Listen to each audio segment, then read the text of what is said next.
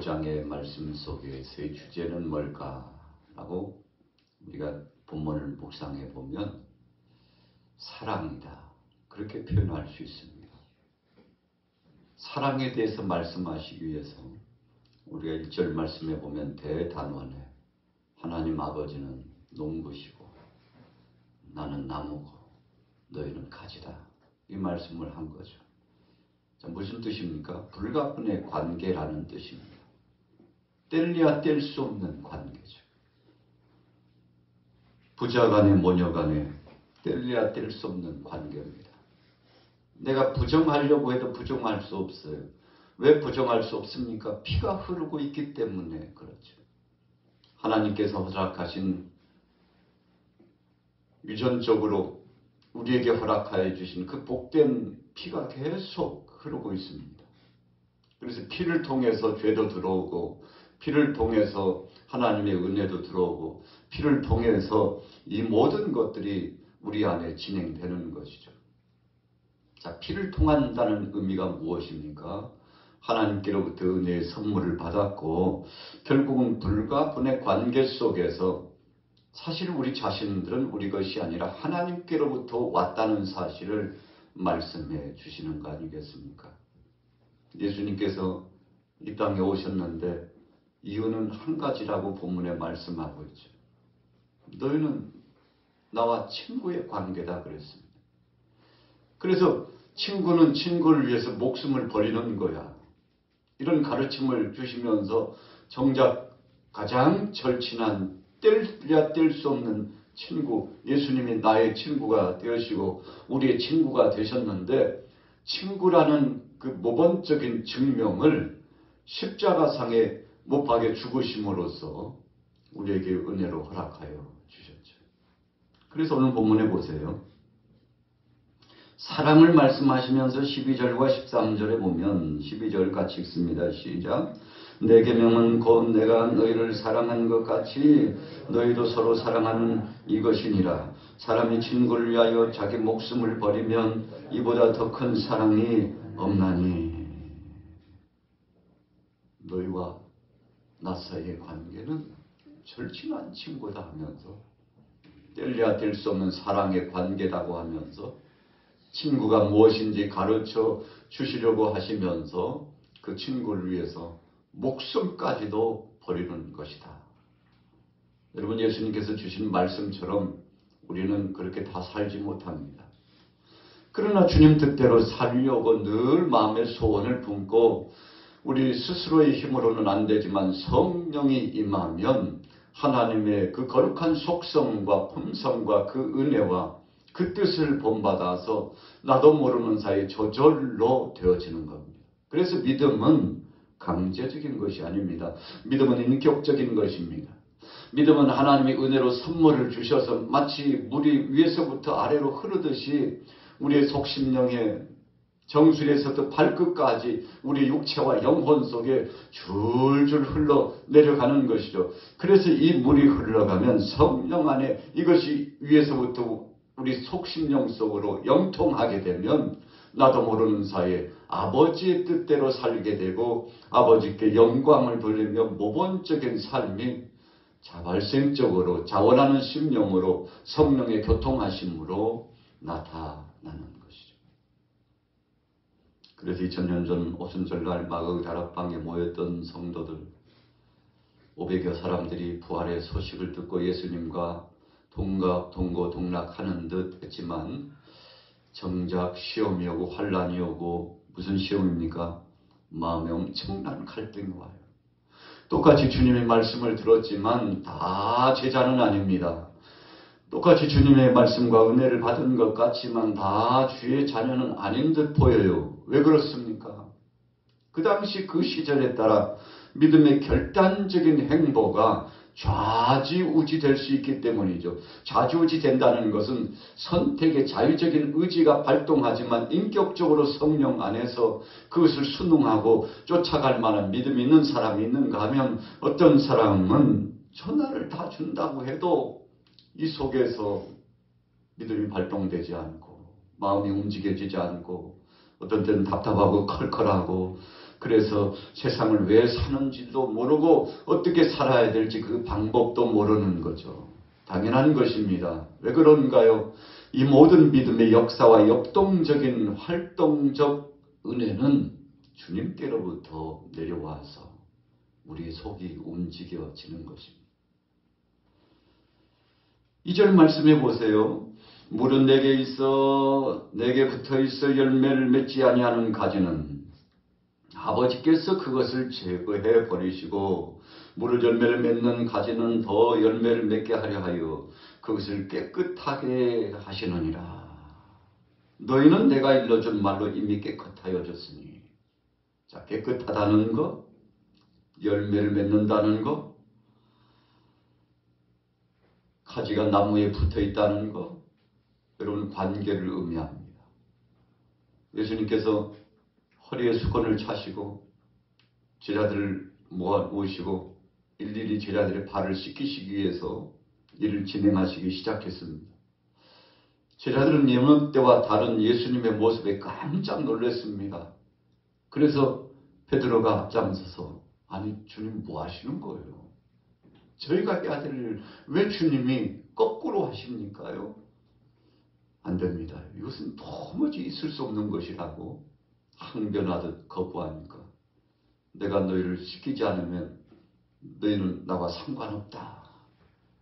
여러분 예수님께서 아주 중요한 말씀을 주셨죠. 관계를 말씀하는 겁니다. 서로 시키고 또 시킴을 당하고 이와 같이 서로 교통하는 삶을 사는 것은 사랑 때문에 하는 거라는 거죠. 오늘 예수님께서 천하에 있을 수 없는 일을 진행하셨습니다. 이것은 거꾸로 가는 거예요.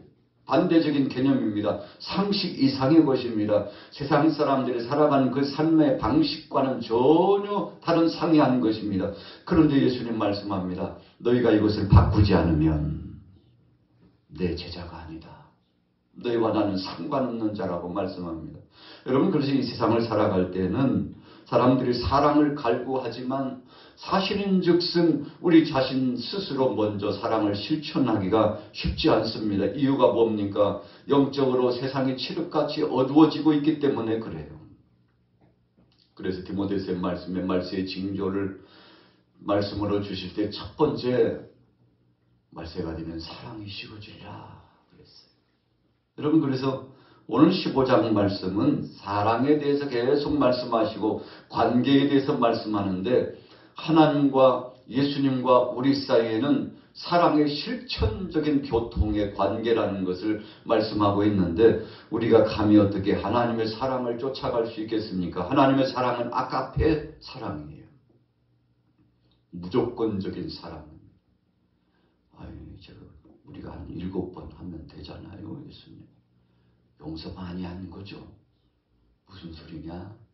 70번씩 7번이라도 해야지. 490번이라는 뜻인가요? 아니에요. 너희가 내 사랑을 받았다면 내 사랑을 기억하면 70번씩 7번이 아니라 490번도 아니라 지속적으로 이 사랑을 실천할 수 있는데 너희의 힘이 아니라 내 사랑을 맛보고 내 사랑에 동화되어서 그 사랑이 힘으로 하는 것이다. 이런 말씀을 주시는 거죠. 그래서 세상을 이길 수 있는 힘은 그리스도의 사랑으로 우리가 화해져야 됩니다. 화해져야 된다는 것은 마치 물이 흐르듯이 피가 흐르듯이 역동적으로 하나님의 능력이 우리 속에 역사되어야만 가능하다는 것이죠. 여러분 그래서 그 다음부터는 누가 시키지 않아도 주님 앞에 소원을 두고 믿음을 가지고 행하는 거죠. 여러분 인간적인 지식과 판단과 그냥 피상적인 계획에 이끌리는 것은 오래가지 못합니다. 그러나 마음속에 감동이 임하고 물이 흐르듯이 성령의 교통하심을 받고 내 마음이 왜 이렇게 됐는지 몰라 나도 모르는 사이에 이루어지는 것이 성령의 역사죠. 여러분 의식적으로 하다 보면 자꾸 사람을 의식하게 되죠. 의식적으로 하다 보면 조건과 상황을 따지게 됩니다. 그러나 이 의식 이상의 것, 영적인 은혜의 충동과 능력을 가지고 하면 나도 모르는 사이에 내 속에서 엄청난 능력과 은혜와 감동과 변화와 열매가 저절로 맺혀지는 거죠. 자, 예수님은 지금 계속 그 설명을 오늘 15장의 말씀을 통해서 하고 계시는 거죠. 2절 중반절에 무릇 열매를 맺는 가지는 더 열매를 맺게 하려 하여 그것을 깨끗하게 한다. 이런 깨끗하게 한다는 것은요, 양분을 흡수해서 새롭게 되었다는 것입니다. 가지가 나무에 붙어 있으면 뿌리에서부터 진액이 계속 올라옵니다. 그래서 뿌리에서부터 올라온 진액을 먹고 사는 가지라고 볼 수 있는 것이죠. 그래서 예수님께서는 나무와 이 가지의 비유의 말씀을 주시면서 너희가 내게 있어야 되는데 붙어 있다는 증거는 내 말을 듣고 내 말을 순종하고 그래서 내 말을 실천적으로 삶 속에 적용하는 것이다. 여러분, 그래서 실천이 없는 것은 사랑 아니고 우리가 요한 1, 2, 3세에 보면 하나님을 사랑하는 자는 하나님의 계명을 지킨다고 했는데 계명을 지키지 않는 자 그러면서 사랑한다고 하는 것은 거짓말장이라고까지 말씀했지 않습니까? 여러분, 그래서 삶을 통해서 나타나지 않는 것은 다 거짓입니다. 여러분, 말은 잘하지만 실천적인 행동과 변화가 없다면 그것은 거짓이라고 오늘 예수님께서 진정한 사랑은 열매로 나타날 수밖에 없다는 것이죠. 3절 4절 같이 읽습니다. 시작. 너희는 내가 일러준 말로 이미 깨끗하여졌으니 내 안에 거하라. 나도 너희 안에 거하리라. 가지가 포도나무에 붙어있지 아니하면 스스로 열매를 맺을 수 없음같이 너희도 내 안에 있지 아니하면 그러하리라. 바울 서신에서 가장 많이 쓰여진 말씀의 표현이 있다면 그리스도 안에서라는 표현이 굉장히 많아요. 오늘 예수님이 주신 이 말씀의 의미가 무엇인지 바울은 깨달은 거죠. 아, 그렇구나. 주님께 가까이 가서 내 몸을 주님 품에 던져야 되겠구나. 나는 스스로 갈 수 없는 자요. 주님의 등에 업혀서 가는 자이며 나는 스스로 갈 수 없는 자가 되어서 주님 손에 끌려가는 자요. 이끌려가는 자. 그래서 아이가요. 이 보호자의 손을 잡으면 종종 따라가요. 안 가려고요. 아이가요. 뻗땡기고요. 주저앉고 그러면요. 아이가 그 몸무게가 한 10kg 되나요? 15kg 되나요? 몸무게 많이 나가잖아요. 그런데 얼마나 힘든지 몰라요. 끌고 가려면요. 할머니가 지쳐요. 할아버지가 지쳐 넘어져요. 이놈의 자식 되게 말도 안 듣네 하고요. 그냥 머리를 한번 쥐어받고 싶은 충동도 찾아오죠. 힘들어요.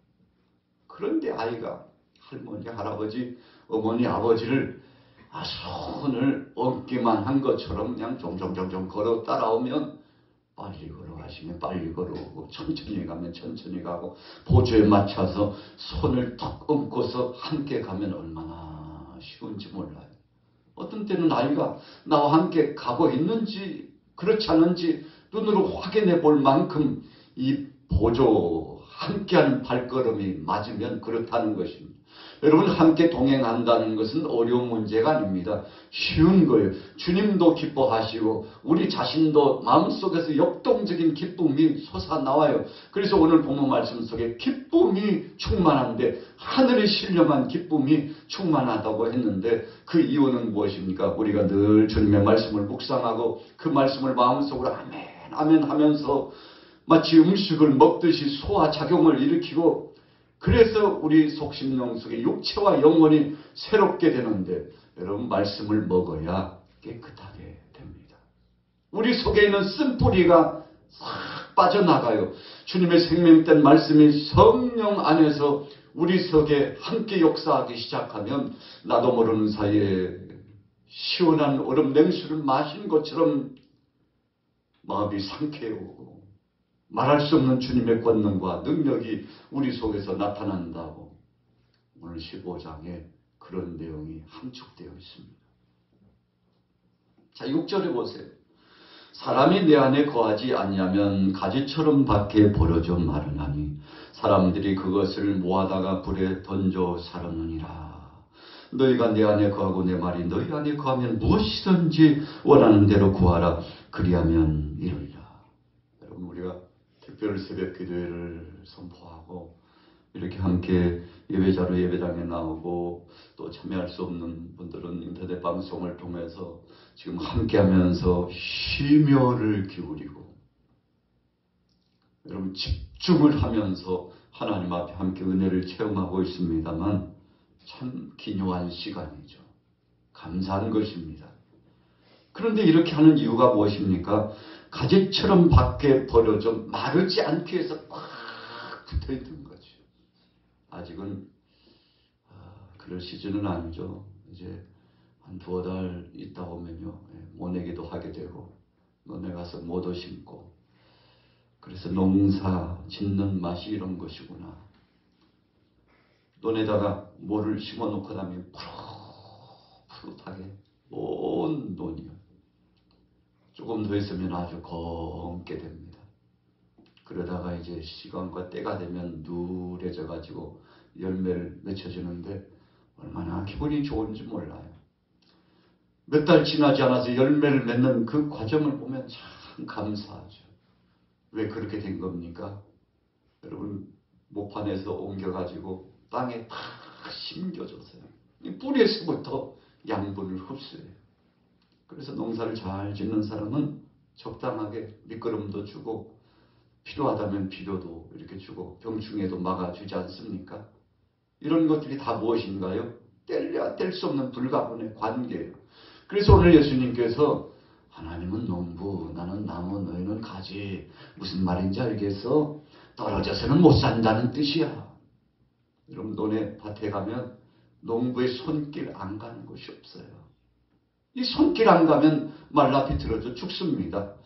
여러분, 아무리 잘난 채도 논밭에 흙에 붙어 있어야지 뽑혀가지고 길바닥에 내팽겨쳐 있으면 바싹 말라가지고 아마 부러울 거예요. 아유, 물된 논에 있는 저 곡물은 얼마나 좋을까 그럴 거예요.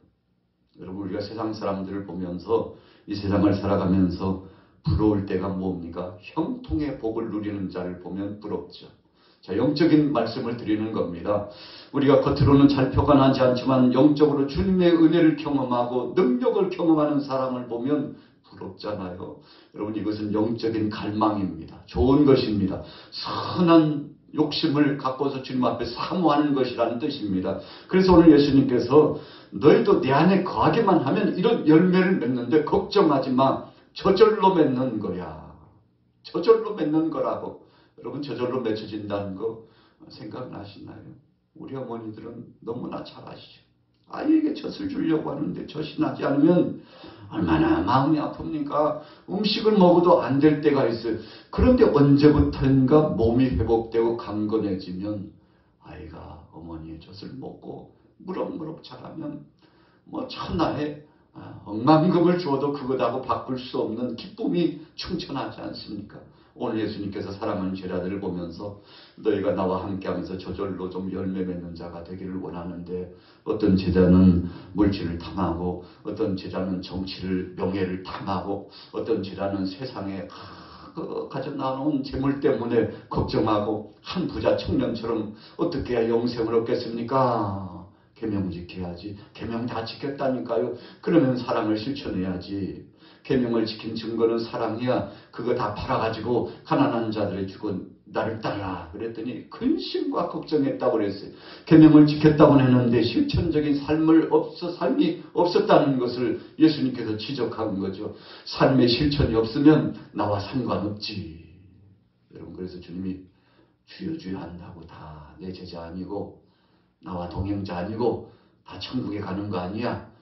아버지의 말씀 뜻대로 실천하는 자지. 내가 너에게 가르쳐준 대로 순종해야 되는 것이지. 말씀을 마무리 짓겠습니다.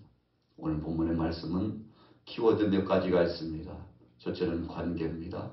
하나님과 나 사이의 관계. 두 번째는 사랑입니다.